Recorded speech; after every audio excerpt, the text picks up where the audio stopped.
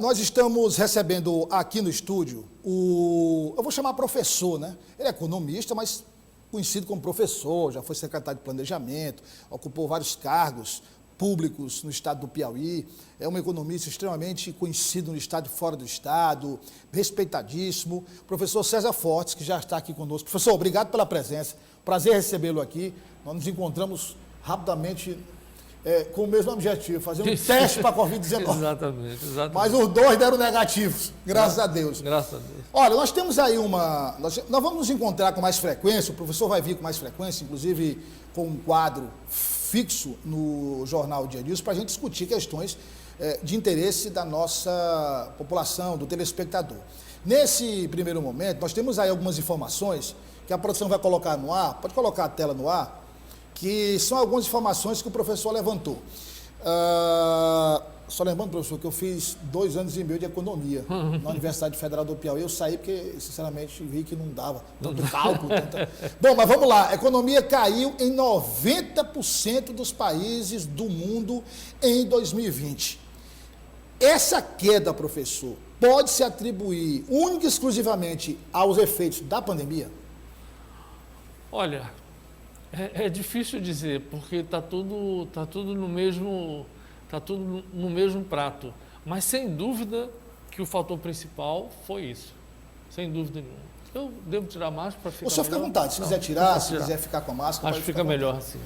Olha, e sem dúvida, sim. E esse quadro, eu não sei se está sendo mostrado agora. Está na tela, está ao vivo. Mas esse quadro, ele mostra, vejam só, espectadores, ele mostra que pega os últimos 120, 130 anos e ali mostra a força em cima da economia. Quer dizer, quais foram os países que reduziram o seu PIB, que é a riqueza que é gerada em cada um dos países, e mostra ali na pontinha direita, vocês podem ver, que 90% dos países, são mais ou menos 200 países que tem hoje no mundo, 90% deles caiu a produção, quer dizer, caiu o PIB, ou seja, caiu trocando em miúdo, a riqueza que o país produz. A riqueza diminuiu 90%. Aí você pode dizer, é natural, já aconteceu outras vezes no mundo. Não, o que o Banco Mundial mostra é que isso aconteceu pela primeira vez. Tamanha extensão, mesmo a guerra, vejam só, ali nós temos o exemplo da guerra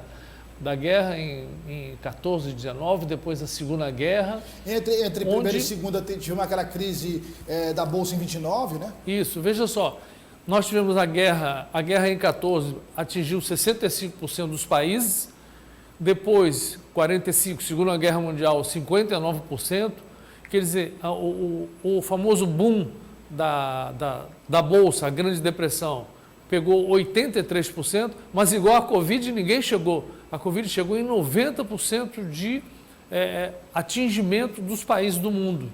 E veja só, é algo extraordinário. Agora,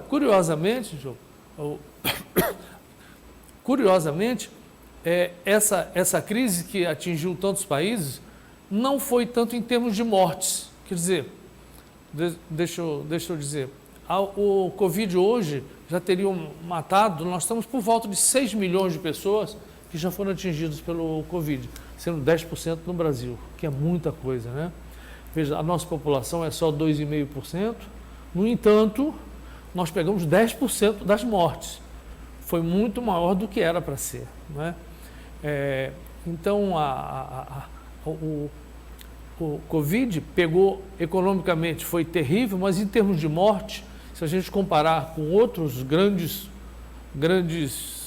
problemas no mundo, como as guerras mundiais, como outras pandemias, matou-se muito menos. Vou dar um exemplo. A letalidade da Covid-19 foi bem menor, por exemplo, do que... Aliás, bem menor, não, muito menor do que a gripe espanhola em 18. A gripe espanhola que matou 50 milhões de pessoas no início do século passado. 50 milhões, nós estamos com 6 milhões agora da Covid.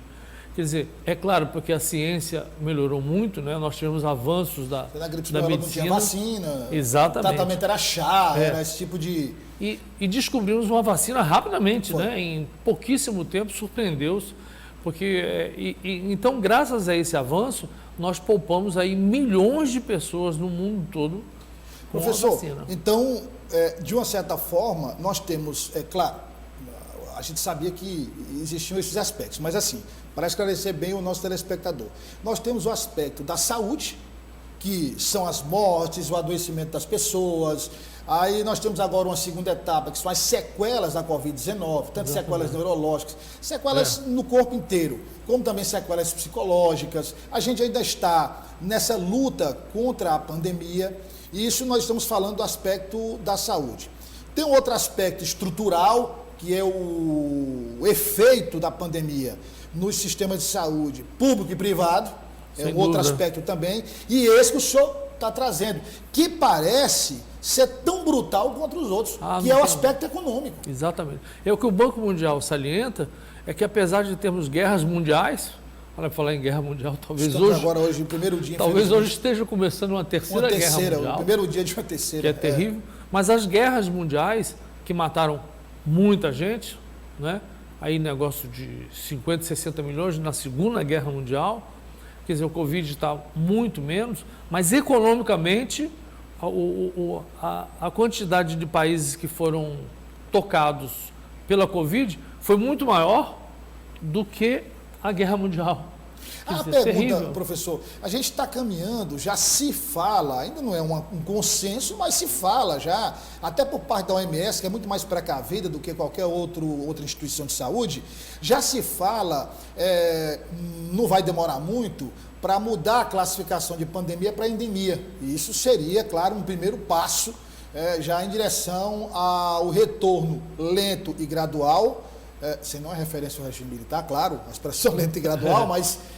a normalidade. Normalidade. Aí eu pergunto ao senhor, já há previsão de que vão ser necessários vários anos para a educação voltar ao nível que era antes e outras áreas. E na economia, esse retorno é mais rápido, professor, ou vai demorar ainda a gente retornar? Porque isso significa produção de riqueza, geração de emprego, melhoria de qualidade de vida. Verdade. Em economia, a gente poderia dizer o curto prazo, a gente colocaria mais um ano e meio no mínimo. Ou seja, o ano de 2022... Se não houver revés, né? Exatamente. Quer dizer, mesmo se nós passarmos da pandemia para a endemia, ou seja, para uma situação bem melhor, o que tudo indica que nós vamos passar, mas ainda assim nós teremos um ano 2022, em termos econômicos, bem fraquinho. E as estimativas são de crescimento de 0,5%, ou seja, é ficar andando de lado, infelizmente. O fator eleição, que normalmente não, sempre interfere na economia, o período da eleição, e aí dependendo do tipo da eleição, do que se espera da eleição, ela é uma interferência maior ou menor na economia. Pegando aí a pandemia ainda em curso, mesmo caminhando para uma normalidade, mas este é um ano de eleição, pode também, no caso do Brasil especificamente, prejudicar ainda mais? Certamente. Infelizmente, sim, a experiência mostra que durante o período de eleição você tem muita instabilidade. Você não sabe, por exemplo, como que o futuro presidente, especialmente as eleições presidenciais, né, as majoritárias. Então isso cria um clima de incerteza no país que faz com que os investimentos sejam retardados. Ou seja, vamos deixar para depois da eleição. Vamos ver como é que vai sair a eleição. Vamos ver como é que a coisa fica. Então, todo mundo fica em ponto morto. Ora, ficar em ponto morto significa não ter investimentos e isso significa segurar a economia, sem sombra de dúvida. Ou seja, em resumo, sim, nós deveremos ter, infelizmente, o ano de 2022 meio 0 a 0. E o que o professor está falando justifica exatamente o que alguns candidatos estão fazendo, já se adiantando, mostrando que na economia não vai haver alteração, que os contratos vão ser respeitados, que vai haver estabilidade jurídica, exatamente para evitar esse tipo de situação. Professor, nosso tempo está encerrado, mas eu queria encerrar mesmo fazendo esta pergunta. Bem rapidamente, se eu tentar dar uma resposta a quem nos acompanha, todo mundo está apreensivo com essa situação atual, principalmente da Europa, esse primeiro dia de ataque da Ucrânia, aliás, da Rússia à Ucrânia, um ataque mesmo, não é nada de operação militar, de tropa de paz, é um ataque mesmo. E aí nós temos duas questões que a gente pode pensar dessa situação agora de imediato. Nós temos o dólar em queda, o que eu não entendi muito bem, porque o dólar em queda, porque normalmente nessas situações o dólar sobe, todo mundo corre para o dólar, mas tudo bem, o dólar em queda, mas o barril do petróleo, pela primeira vez em 7 anos, chegou a $100. A pergunta Isso vai respingar no Brasil? Há aumento de combustível, aumento de outros produtos, só interferir na vida do brasileiro? Olha, o mundo hoje está muito interligado. Pois é. Então, praticamente tudo respinga em todos os locais, não é? Esse quadro, anteriormente mostrado, ele mostra exatamente isso. Quer dizer, que a própria Covid, ela abrangeu um número maior de países do que a própria guerra. Quer dizer, do que a própria crise espanhola que teve, a gripe espanhola, melhor dizendo. Então, a resposta para você, amigo, é sim, Douglas. Teremos tudo isso, é incrível, né? Até fica muito difícil da população compreender como é que uma guerra na Europa mexe com a gente. Mas, infelizmente, mexe. E a própria cotação do dólar hoje é função de uma série de coisas, fuga de capital. Então, o mundo está interligado e nós chegamos ao que alguns teóricos já diziam, a grande aldeia global. Então, a aldeia global está em volta, então os efeitos estão muito fortes e nós sentimos, muito embora a gente não compreenda aqui no Brasil o que está acontecendo. Mas por que isso? Não faz sentido olhando o Brasil, mas olhando o mundo faz muito sentido. Professor, obrigado. E a gente, como eu disse, vai se encontrar outras vezes para tratar diversos temas de interesse do nosso telespectador. Foi um prazer recebê-lo aqui. Prazer foi todo meu. Até a próxima.